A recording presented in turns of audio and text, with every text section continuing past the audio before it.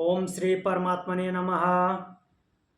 ओम श्री परमात्मने नमः। अथ छांदोग्योपनिषद अथ छांदोग्योपनिषद शांति पाठ। शांति पाठ।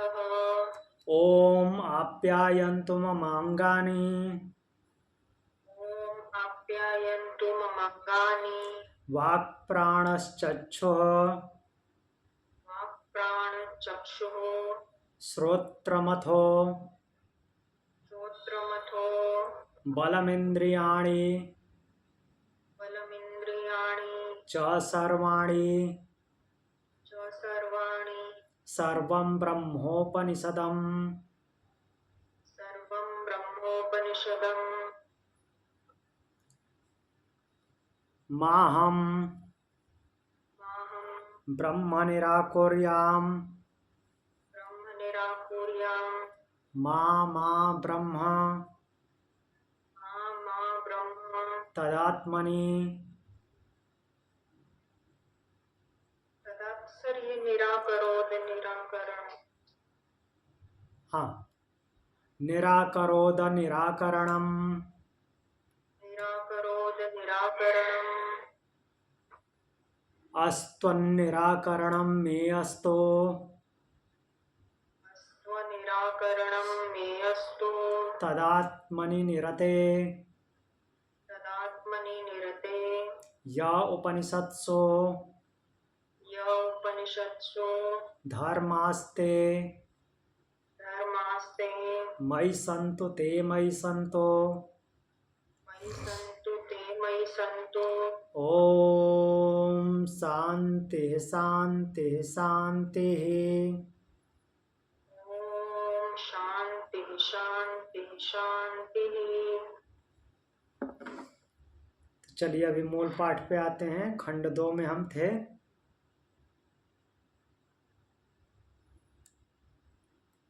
खंड 2 पूरा हो गया था और खंड 3 पढ़ रहे थे, तृतीय खंड।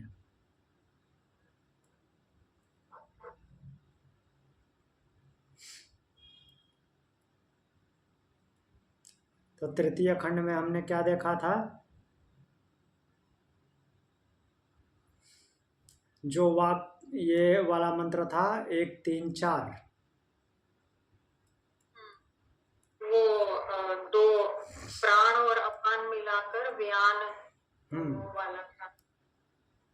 हम्म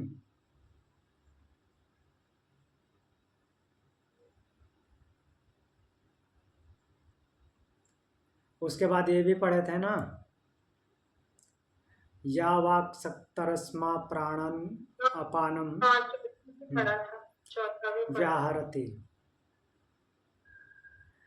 यक्तस्साम तत्साद प्राणन अपानन साम गायति यत्साम स उद्गीत साद प्राणन अपानन अनुद्गायति।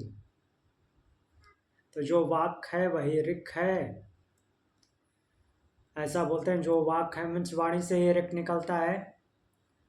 प्राण और अपान की क्रिया को न करता हुआ ऋक का उच्चारण करता है, अर्थात जब बोलते हैं तो प्राण और अपान की क्रिया नहीं होती है।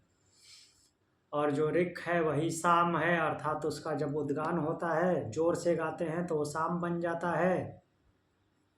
तो फिर इसी से फिर बोलेंगे प्राण और अपान क्रिया न करता हुआ साम गान करता है। अर्थात जब जोर से बोलते हैं तो सांस नहीं चलती, या वैसे भी बोलते हैं तो सांस नहीं चलती। जो साम है वही उद्गीत है, इसी से प्राण और अपान की क्रिया न करता हुआ उद्गान करता है। इस बात को बोल रहे हैं। अगला मंत्र देखते हैं।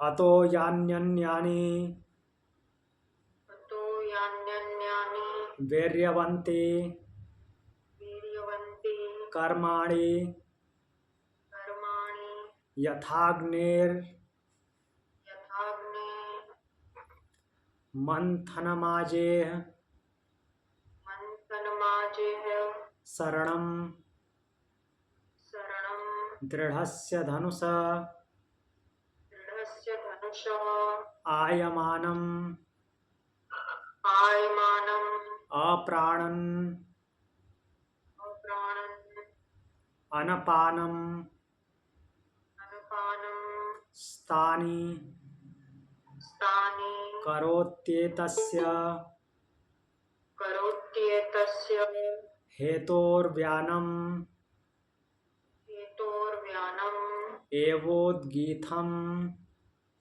एवोद्गीतम् उपासीत। उपासीत। तो बोल रहे हैं कि अतो यान्यन्यानि वीर्यवन्ति कर्माणि, इसके अलावा अतो, अतो शब्द है, इसके अलावा जो वीर्य युक्त कर्म है अर्थात सामर्थ्य युक्त कर्म है, यान्यन्यानि जो अन्य सामर्थ्यशाली कर्म हैं, यथा अग्नेर मथन माजे शरणम दृढ़स्य। तो जैसे अग्नि का मंथन, अग्नि का मंथन समझ आ रहा है? अरणि का मंथन हमने पढ़ा था, अरणि का मंथन जिससे आग निकलती है। हाँ हाँ हाँ ठीक है। तो उसमें सामर्थ्य लगती है ना, तो उसी को एग्जाम्पल दे रहे हैं। जैसे वीर्य युक्त कर्म, अग्नि का मंथन, फिर बोल रहे हैं कि शरणम दृढ़स्य पुरुषा अयमानम प्राणम अनपानन स्थानि करोत्येतस्य। और फिर क्या बोल रहे हैं कि एक लिमिट तक दौड़ना, शरणम दृढ़स्य माजे शरणम दृढ़स्य धनुषा। और जो सुदृढ़ धनुष है आयमानम, उस पे क्या करना, उसको खींचना, मीन्स प्रत्यंचा चढ़ाना, उसकी डोरी खींचना।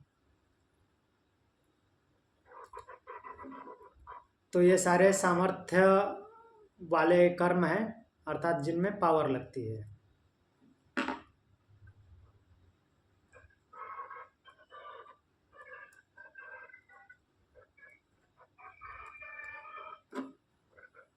और फिर बोल रहे हैं कि इन सब कर्मों में क्या होता है, प्राण और अपान की क्रिया नहीं होती। जहाँ भी स्ट्रेंथ यूज होता है वहाँ पे सांस का आना जाना बंद हो जाता है, सांस को रोक लेते हैं। ऐसा ही होता है। कुछ वेट उठाना है तो हम क्या करते हैं, पहले वेट का अनुमान लगाते हैं और उसके बाद जब भी उठाते हैं सांस खींचते हैं और सांस को रोक लेते हैं, सांस चलनी बंद हो जाती है। उसी बात को बोल रहे हैं। तो फिर क्या होता है, करोत्येतस्य हेतोर्व्यानम एवोद्गीतम उपासित। तो इस कारण, इस तरह से जब प्राण और अपान की क्रिया रुक जाती है तो उसको व्यान बोलते हैं, अर्थात वो सामर्थ्य हमको व्यान से मिल रही है। इन सारे वीर्य युक्त कर्मों को करने की शक्ति हमको व्यान से मिल रही है। और फिर बोल रहे हैं कि व्यान ही क्या है, व्यान की दृष्टि से, अर्थात व्यान को माध्यम बना करके उद्गीत की उपासना करनी चाहिए, ओम की उपासना करनी चाहिए। ठीक है। अगला मंत्र देखते हैं। अथ खलुद्गीतम्, अथ खलुद्गीत अथ खलुद्गीत अक्षराण्युपासितोद्गीत अक्षराण्युपासितोद्गीत इति प्राण इति प्राण एवोत्प्राणेन एवोत्प्राणेन स्योतिष्ठति उत्तिष्ठति वाग्गीर्वाचोह वाक्कीर्वाचोः गिर इत्याचक्षते अन्नम् ईर या चक्षते अन्नम अथमन्ये अथमन्ये हीदम इदं सर्वम स्थितम। सर्वं स्थितम्। तो बोल रहे हैं कि अथ खलुद्गीथाक्षरयुपासितोद्गीत इति। उसके पश्चात जो ये हार्ड वर्क हैं, वीर्ययुक्त कर्म, तो उसके पश्चात क्या बोल रहे हैं?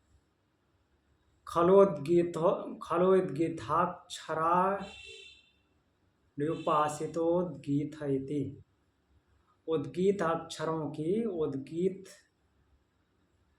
नाम के अक्षर की उपासना करनी चाहिए। अब उद्गीत नाम के अक्षर की उपासना करने से फिर क्या होगा? प्राण एवोत्प्राणेन ह्योतिष्ठति वाग्गीर्वाचो हा।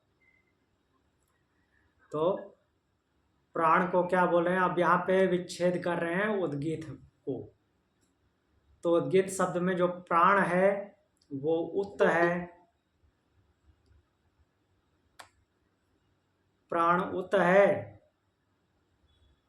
और वाणी गी है, और अन्न था है। प्राण अर्थात मुख्य प्राण। मुख्य प्राण को यहाँ पे इन्होंने क्या बोल दिया है? उत। उद्गीत का विच्छेद किया है। उत अर्थात उससे उत्थान होता है, उससे शक्ति मिलती है। वाणी गी है, वाणी को गी बोला है, अर्थात नीचे की तरह गिरना। वाणी से निकली तो उसका फिर एक प्रकार से जो शक्ति मिली थी उसका ह्रास हो रहा है। और अन्न को था बोला गया है, अन्न से वो पोषित है तो उसको था शब्द से जोड़ दिया है, क्योंकि लिख रहे हैं कि अन्ने हीदम सर्वम स्थितम, अन्न ही सब में स्थित है, अन्न से ही सब कुछ पोषित होता है। तो एक प्रकार से उद्गीत को विच्छेद करके उस पर अलग अलग चीज़ों को अप्लाई किया है। प्राण को उत बोला है, वाणी को गी बोला है, और अन्न को था बोला है। अर्थात था संपूर्ण उद्गीत में विद्यमान है, ऐसा समझ लेते हैं। और गी जब वाणी से वो निःसृत होता है उद्गीत, तो फिर उसकी ऊर्जा का ह्रास होता है और प्राण से उसको ऊर्जा मिलती है। तो जो उत है वो उत्थान पे है।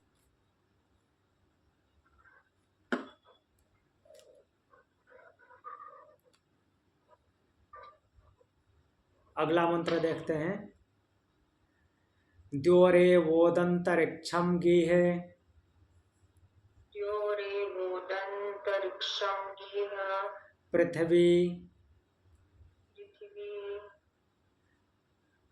अथमादित्या अथमादित्या एवोद्वायुर्गीर अग्निस्थम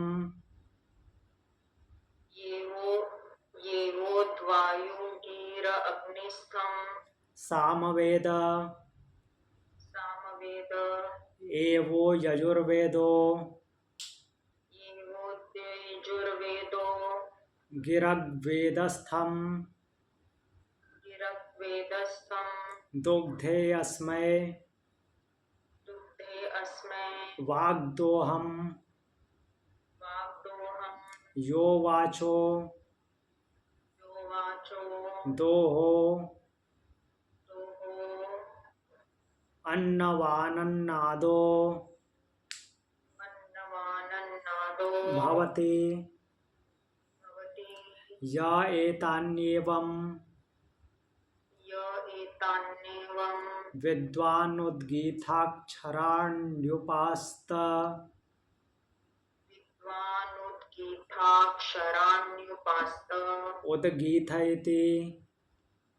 गीथैति। तो जैसे पिछले मंत्र में विच्छेद किए थे, वहाँ पे यहाँ पे भी विच्छेद है। यहाँ पे अलग अलग फिर दूसरे शब्दों को उठा रहे हैं। यहाँ पे लोकों को उठा रहे हैं, द्युलोक, पृथ्वी लोक, आदित्य लोक, ऐसे करके। तो बोलें कि द्योरेवादंतर वृक्षा गिह। द्यो, द्यो क्या है? द्युलोक उत है, और अंतरिक्ष क्या है? गी है, और पृथ्वी था है। द्यो अर्थात जिसको स्वर्ग बोलते हैं पौराणिक भाषा में, अंतरिक्ष जो क्षितिज देखता है वो गी है, और पृथ्वी जिस पे हम रहते हैं वो था है। क्योंकि पृथ्वी को था क्यों बोला है? पृथ्वी पे ही सारी वनस्पतियां औषधियां होती हैं, और अन्न की बात कहाँ पे हुई है? था के साथ जोड़ा गया है, इसलिए पृथ्वी लोक को था के साथ जोड़ा गया है। और उत्थान है, तो द्युलोक को ऊपर का लोक माना जाता है। अंतरिक्ष अर्थात ये मिडिल में है, जिससे कि वहाँ पे एक तरह से अवसान हो रहा है, दो चीजें मिलती हुई दिख रही हैं। अब फिर आगे क्या बोल रहे हैं देखिए, आदित्य एवो द्वार्यु गिरा अग्नि। तो बोल रहे हैं कि आदित्य उत्त है, अब शक्तियों को पकड़ रहे हैं। आदित्य उत्त है, आदित्य अग्नि की जगह पे ना लेकर के सूर्य को यहाँ पे ले रहे हैं। आदित्य उत्त है, वायु गी है, और अग्नि को अलग से ले रहे हैं था है। क्योंकि अग्नि प्रत्येक हर एक चीज में विद्यमान है, विद्यमान तो वायु भी है, लेकिन अग्नि का रोल ज्यादा है, उष्मा ऊर्जा का रोल ज्यादा है, तो इसलिए अग्नि को था से जोड़ रहे हैं, जहां से अन्न जुड़ता है। फिर वेदों को ले रहे हैं, कौन कौन किस पे आरोपित है? सामवेद एवोद्यजुर्वेदो गिरग्वेदस्थम। तो बोल रहे हैं कि सामवेद उत है, यजुर्वेद गी है, और ऋग्वेद था है। क्योंकि मैक्सिमम मंत्र कहाँ से आते हैं? ऋग्वेद से। बाकी में वही घूम फिर के कई जगहों पे आते हैं। तो सामवेद को उत बना दिया, और सामवेद को उत इसलिए भी बोला है क्योंकि सामवेद का गान ऊंचे स्वर में होता है, उत्थान है तो उत है। फिर बोल रहे हैं कि दुग्धे अस्मे वाग दोहम जो वाचो दोहो अनवानन्नादो भवति। तो बोल रहे हैं कि जो इन अक्षरों को इस प्रकार से जानने वाला उद्गीत, इस प्रकार उद्गीताक्षर की उपासना करता है, एतान्नेव विद्वान उद्गीताक्षर उपास्त उद्गीथैति। तो फिर उसके लिए वाणी, जो वाक का दोह, वाचो दोहो अन्नवानन्नादो भवति, उसका दोहन करती है, वाणी उसका दोहन करती है, अर्थात उद्गीत का मंथन करती है, उद्गीत की चैंटिंग करती है, ओम की चैंटिंग करती है, तो वह अन्नवान और अन्न का भोक्ता होता है। अर्थात तो वो उस उद्गीत से, ओमकार से परिपूर्ण हो जाता है। जो विद्वान इस ओमकार को इस तरह से जानता है कि द्यूहि उत है, अंतरिक्ष गी है, पृथ्वी था है, आदित्य उत है, वायु गी है, अग्नि था है, सामवेद उत है, यजुर्वेद गी है, और ऋग्वेद था है।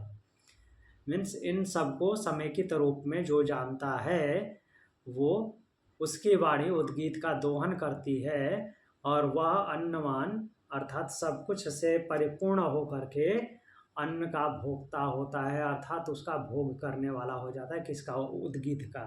अर्थात वो उद्गीतमय हो जाता है, एक प्रकार से बोले तो ब्रह्ममय हो जाता है, ब्राह्मी स्थिति वाला हो जाता है। तो मतलब ये क्या है? साधना के लिए अलग अलग उपमा देकर मार्ग बताए हैं हाँ, क्या? मार्ग बताए हैं। तो वही शुरू में मैं बताया था ना कि तत्व ज्ञान का वर्णन है। तो सामान्य आदमी के लिए उसमें व्यवहार भी होना चाहिए, तब अच्छे से समझ में आएगा। नहीं तो ऐसे, हाँ सही है, कोई मीन्स इस तरह की बात नहीं बोली गई है कि समझ में ना आए, समझ में आएगा, लेकिन वो व्यवहार में भी तो आना चाहिए, तब थोड़ा दिमाग ज़्यादा देर तक फोकस्ड रहेगा। हाँ, वो डे हाँ टू डे लाइफ से कनेक्ट नहीं हो हाँ, पाता कनेक्ट है होना तो। चाहिए। ऐसा नहीं है कि समझ नहीं आ रहा है, समझ आ रहा है, बात समझ, लेकिन लिंक कहाँ से करें, कुछ वैसी भाषा होनी चाहिए। हाँ वही हम्म। बिल्कुल। तो वो व्यवहार, व्यवहार में आना चाहिए ना। अगला मंत्र देखते हैं। अथ खल्वासे समृद्धि रूप शरणाम अथ खल्वाशी समृद्धि रूप शरणम इत्युपासित नित्युपासित येन साम येन साम्नाम येन सामना स्तोष्यन् स्तोष्य स्तोत्र स्यात् तत्सामोपधावेत। सामोपधावेत।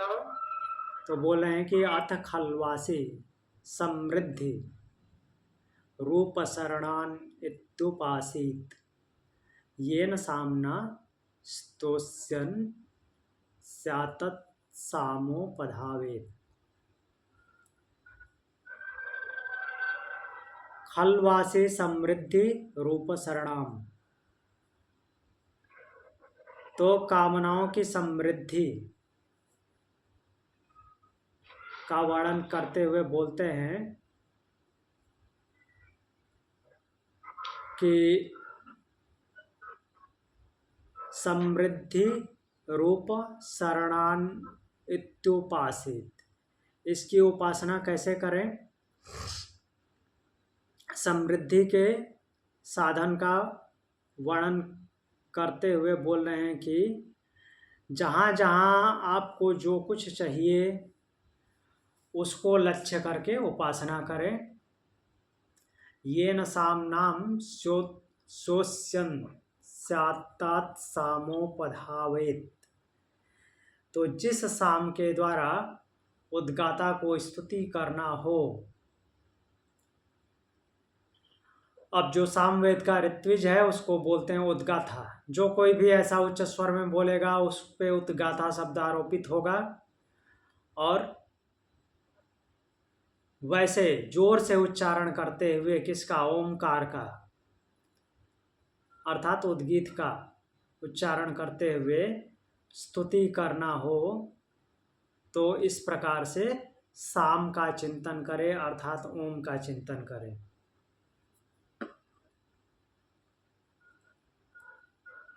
अपनी कामनाओं को समृद्ध करने के लिए। अगले मंत्र में बोलते हैं यस्यामृचितामृचम यस्याम ऋचितामृचम यदार्सेयम यदार्षेयम तम ऋषिम्याम तं ऋषिम्यां देवतामभिष्टोस्यन् देवतामभिष्टोऽस्य स्याताम स्यातां देवतामुपधावेत। देवतामुपधावेत। यस्याम ऋचि ताम ऋचम, ऋचा की बात की जा रही है।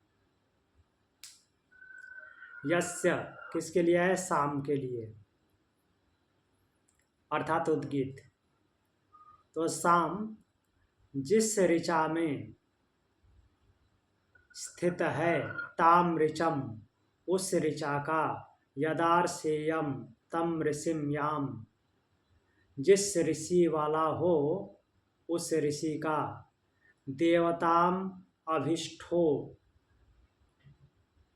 अस्यन्तस्याताम, तो जिस जिस देवता की स्तुति करने वाला है, कौन, साम,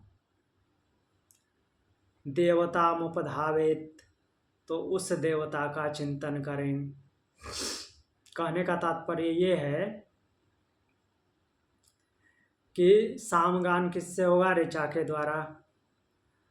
तो जिस ऋचा को माध्यम बना करके और जिस ऋषि के द्वारा, मीन्स जो ऋचाएं दी गई है वो ऋषियों के द्वारा दी गई हैं, तो उस ऋषि के मंत्र को लक्ष्य करके, और वो पार्टिकुलर मंत्र जो है एक देवता की स्तुति है, तो उस देवता की स्तुति करें और उस देवता की स्तुति करते हुए उसी देवता का चिंतन करें, ऐसा कहा गया है।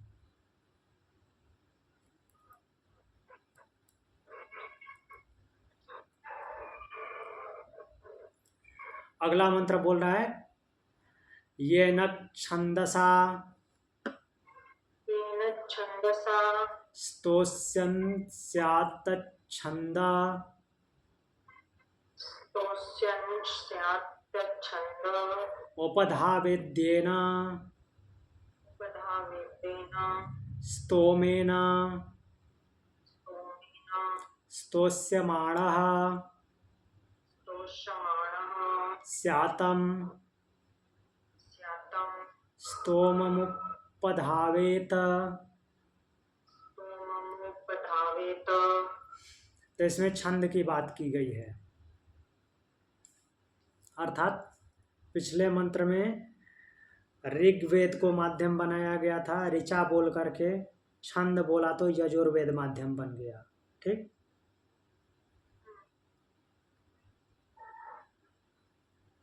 तो अब यहाँ पे छंद के द्वारा स्तुति करने की बात की गई है। जिस छंद को माध्यम बनाएं उसी छंद का उपधावन करें, अर्थात उसको ध्यान में लाएं। स्तोमेन स्तोड्यमाणः स्यात्तं स्तोममुपधावेत्। और उससे स्तोम अर्थात जिस पे ध्यान लगा रहे हैं उसकी स्तुति करने वाला होवे और उसका ही चिंतन करें। सेम पिछले वाले मंत्र को ही ऋग की जगह पे छंद पे आरोपित किया गया है।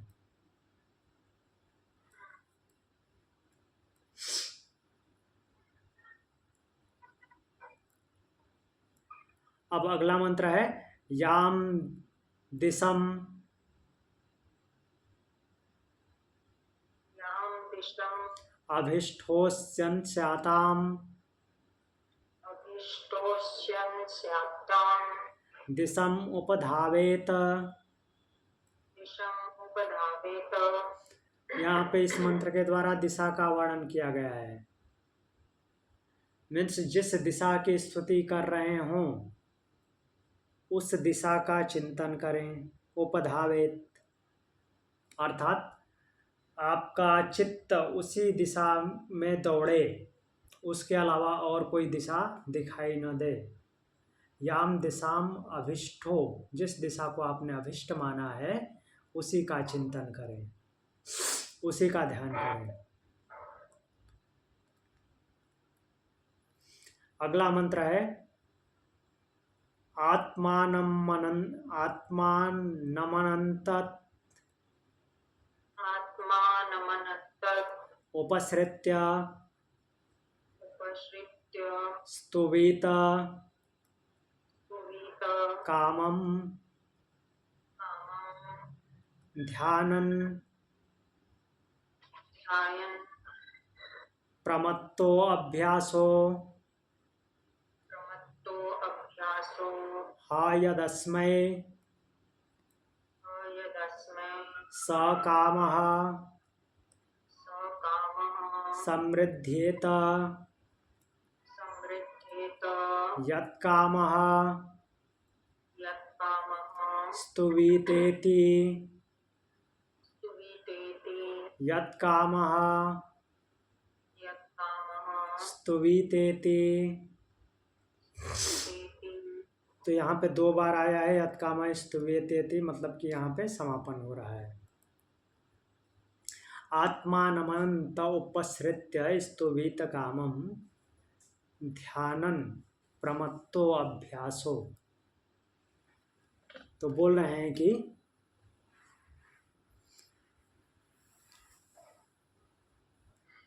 अंतत, अंतत मतलब अंत में, आत्मानम अपने आप का, उपसृत्य, उपसृत्य मीन्स आश्रय लेकर के, स्तुवीत कामम ध्यानम, तो अपनी कामना का चिंतन करते हुए स्तुति करें। फिर बोल रहे हैं कि हा यस्मै स कामम समृद्धेयत, तो जिस कामना की इच्छा, जिस कामना से युक्त होकर स्तुति करते हैं, स्तुवीतेति, यत कामा स्तुवीतेति, तो वही फल समृद्ध कर देता है। कहने का तात्पर्य ये है कि अंत में अपने आप का चिंतन करते हुए, अर्थात अपनी कामनाओं को लक्ष्य बना करके चिंतन करें, और जिसको लक्ष्य बना करके स्तुति करते हैं, अर्थात बात चल रही है उद्गीत की, तो उद्गीत के माध्यम से जिस कामना को लक्ष्य बना करके चिंतन करते हैं उसकी समृद्धि होती है, अर्थात उसकी प्राप्ति की पुष्टि होती है। इति तृतीया खंडः। इति तृतीय खंडः। अब चतुर्थ खंड देख लेते हैं। चतुर्थ खंड को कंप्लीट करके और क्लास को पूर्ण करेंगे, फिर ओम चैंटिंग करेंगे। अथ चतुर्थ खंडः। अथ चतुर्थ खंडः। ओमित्येत ओमित्ते अक्षरम उद्गीतम् अक्षरम् उद्गीतम् उपासितोमीति उपासितोमीति शुद्गायति उद्गायति तस्योपव्याख्यानम्। तस्योपव्याख्यानम्। तो बोल रहे हैं कि ओमित्येत अक्षरम उद्गीतम् उपासितोम इति शुद्ध गायति। तो बोल रहे हैं कि ओम इति अक्षरम, ओम यह जो कि क्षरण नहीं होता वो क्या है, उद्गीतम, वही उद्गीत है। ओम जिसका कि क्षरण नहीं होता, जिसका कभी नाश नहीं होता, वही उद्गीत है। उपासितोमिति शुद्ध गायति, इस प्रकार इसकी उपासना करें। यह जान करके ही, बोलने का मतलब यह है कि ओम जो यह अक्षर है जिसका क्षरण नहीं होता वह उद्गीत है, यह जानकर उसकी उपासना करें। तो फिर बोल रहे हैं कि तस्योपव्याख्यानम, उसी की यह व्याख्या है। तो अब देखते हैं कि आगे और कौन सी व्याख्या दे रहे हैं।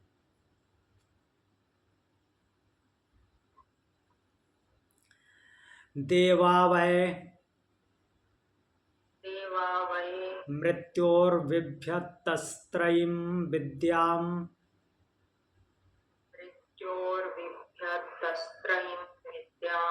प्राविशस्ते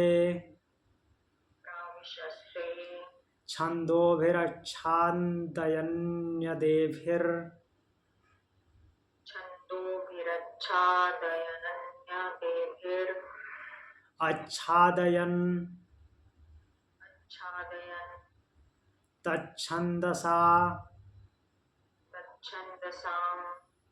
छन्दस्त्वम्।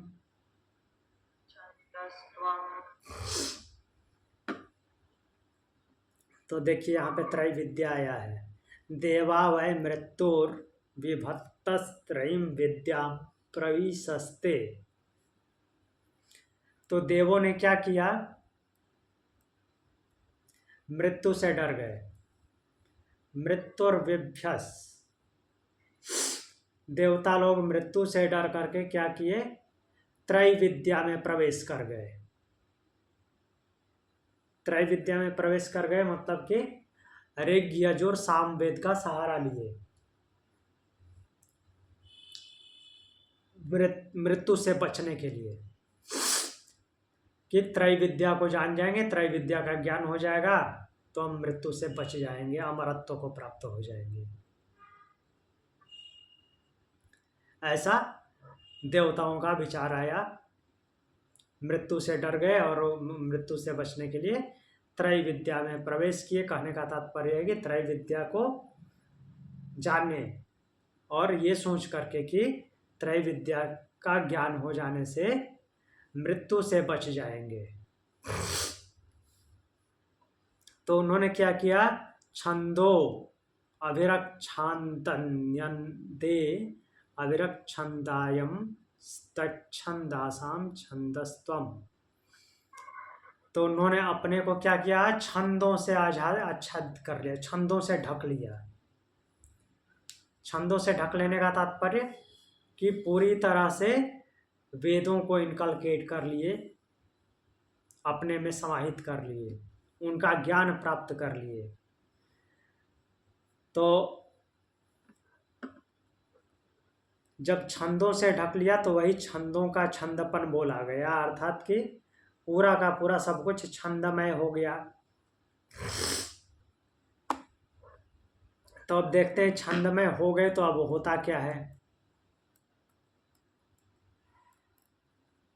3 नंबर, 1 मिनट।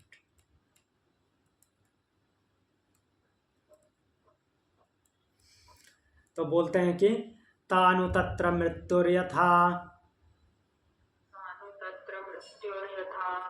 मत्स्यम मत्स्यम मत्स्यम उदके परिपश्येदेवं पर्यपश्यदृशि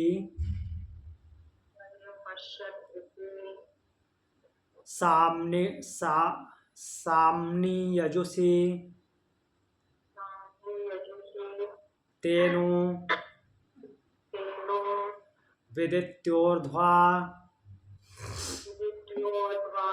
ऋचः साम्नो यजुषः स्वरमेव प्राविशन।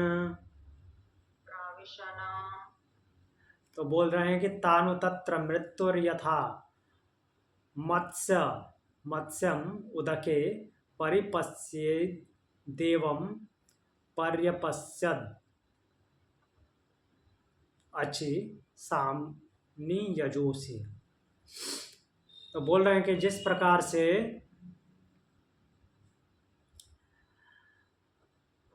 मत्स्यम उदके परिपश्येव, उदक में मछली देख ली जाती है। उदक मतलब कि जल में, जिस प्रकार से जल में मछली देख ली जाती है। मान लीजिए कि मछली ने क्या किया, जल में प्रवेश कर गई, उसके चारों तरफ जल है। अब वो सोच रही कि मैं किसी को दिखाई नहीं दूंगी। ये भाव है यहाँ पे कि मछली जल में प्रवेश की और वो सोच रही है कि मेरे ऊपर तो जल है, मैं किसी को दिखाई नहीं दूंगी, लेकिन वो तो पूरी की पूरी दिखाई देती है। तो वैसे ही जब देवताओं ने अपने आप को छंदों से आच्छादित कर लिया, छंद से ढक लिया, तो उन्होंने क्या सोचा कि मृत्यु हमको देख नहीं पाएगी। हाँ, मृत्यु मतलब वही मृत्यु को हम दिखाई नहीं दे रहे हैं। हाँ, मृत्यु को हम दिखाई नहीं दे रहे हैं, ये भ्रम हो गया। तो क्या बोल रहे हैं कि ऋक् साम और यजु, इन जो त्रैविद्या से संबंधित कर्म है, इन सब में वो लिप्त थे, इन सब में लिप्त थे। तो जैसे मछली को जल में देखा जा सकता है, एकदम से क्लियरली देखा जा सकता है, कोई रुकावट नहीं होती, जैसे जल में मछली को देख लेते हैं, वैसे ही मृत्यु ने इन देवताओं को देख लिया। मीन्स मृत्यु से उन देवताओं को ये त्रैविद्या बचा नहीं पाए। कहने का तात्पर्य ये है, ऋग्वेद, यजुर्वेद, सामवेद मृत्यु से नहीं बचा पाए। मतलब बेसिकली जो मोक्ष कहते हैं हाँ भगवान, वो नहीं मिले हाँ त्रैविद्या से। जी। तो वो मृत्यु के लिए वैसे ही पारदर्शी थे जैसे कि मछली जल में मछली दिखती है। पानी में होती है। हाँ, तो अब ये बात देवताओं को पता चली। तब देवताओं ने क्या किया कि जो ऋक, यजुर और साम के कर्मों में लिप्त थे, अर्थात सकाम कर्मों में लिप्त थे, तो उनसे क्या हो गए, वो निवृत्त हो गए, उनसे अब मुक्त हो गए, अर्थात सकाम भाव से अब नहीं रहे। तो उन्होंने अब क्या किया, स्वर में व प्राविशन, स्वर में प्रवेश किया। अब देखते हैं ये स्वर क्या है। तो ऋक, यजुर और साम के कर्मों को से निवृत्त होकर के उन्होंने स्वर में प्रवेश किया।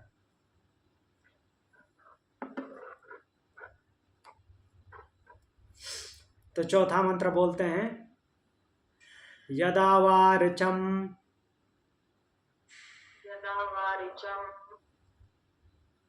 आपनोत योमित्येवाति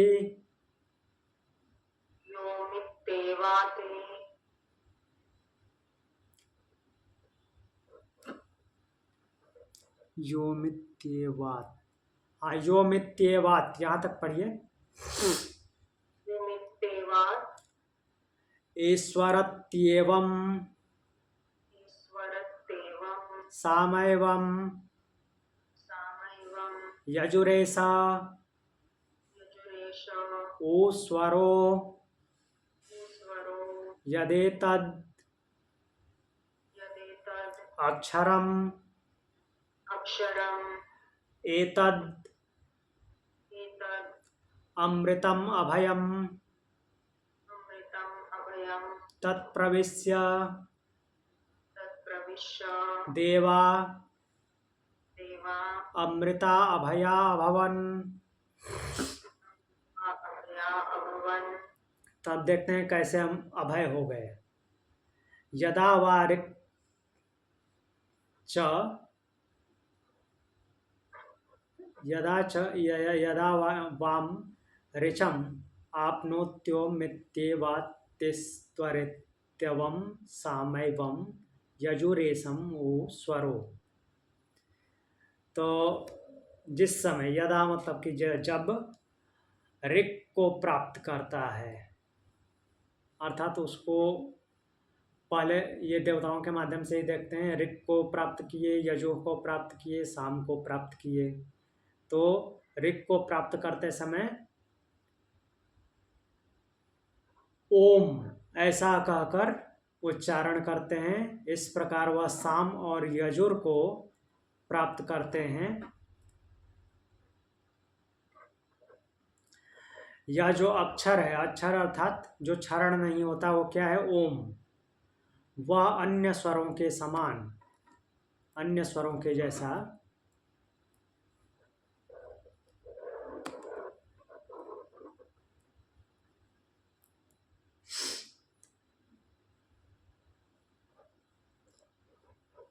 क्या बोलते हैं कि ओ स्वरो यदेतक्षरम अक्षरम एतद् अमृतम भयम तत्प्रविश्य देवा अमृता अभयम भवत्।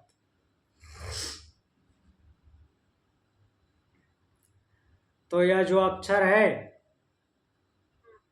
वह अमृत और अभय रूप है, अर्थात अमृत को प्रदान करने वाला है और अभय कर देने वाला, भय से मुक्त कर देने वाला है।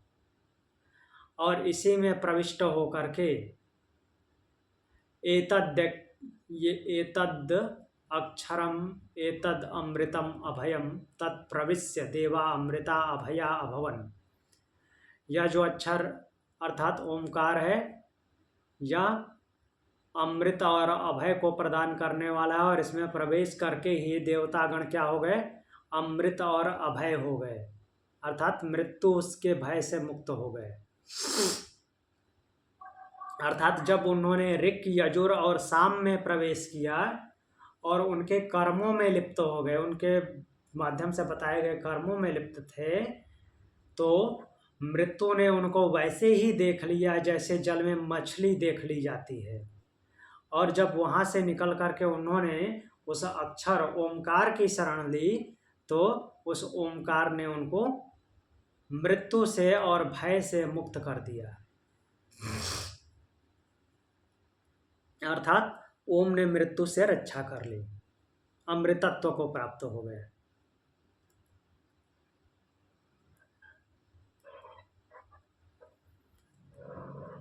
एक मंत्र और है, इसको देख लेते हैं।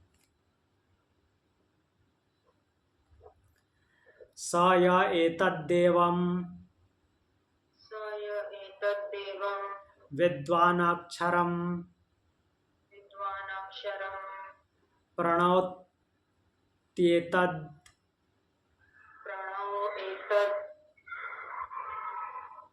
एवाक्षरं स्वरम्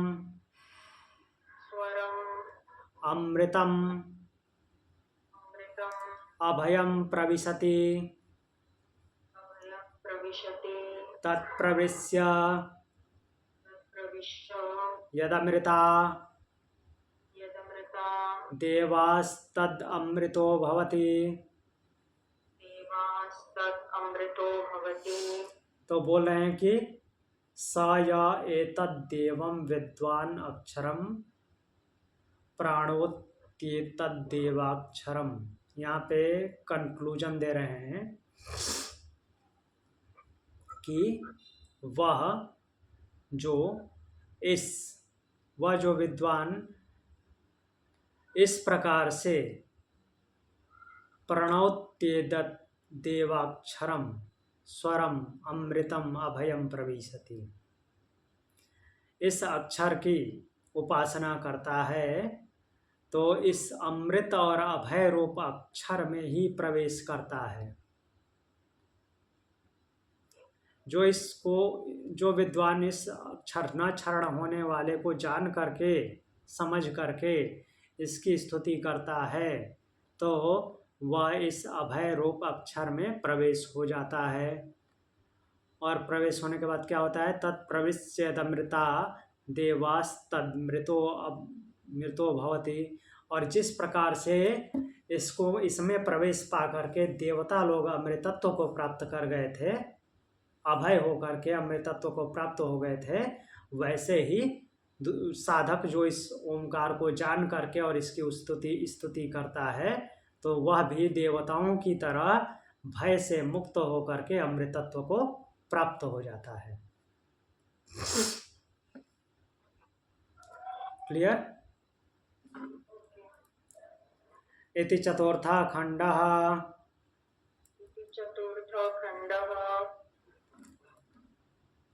तो यहीं पे इस कक्षा को पूर्ण करते हैं और इस कक्षा के साथ छांदोग्य उपनिषद को भी विराम देते हैं। कल से हम बृहदारण्यक उपनिषद पढ़ेंगे। मेरे पास बुक नहीं है सर। हाँ ठीक है, मैं इधर खोल दूंगा, जब तक बुक नहीं आएगी तब तक इधर से पढ़ लीजिएगा। सर हम ये पूरा क्यों स्किप कर रहे हैं? इतनी बड़ी बुक हम क्यों स्किप कर रहे हैं? हम इसलिए कर रहे हैं क्योंकि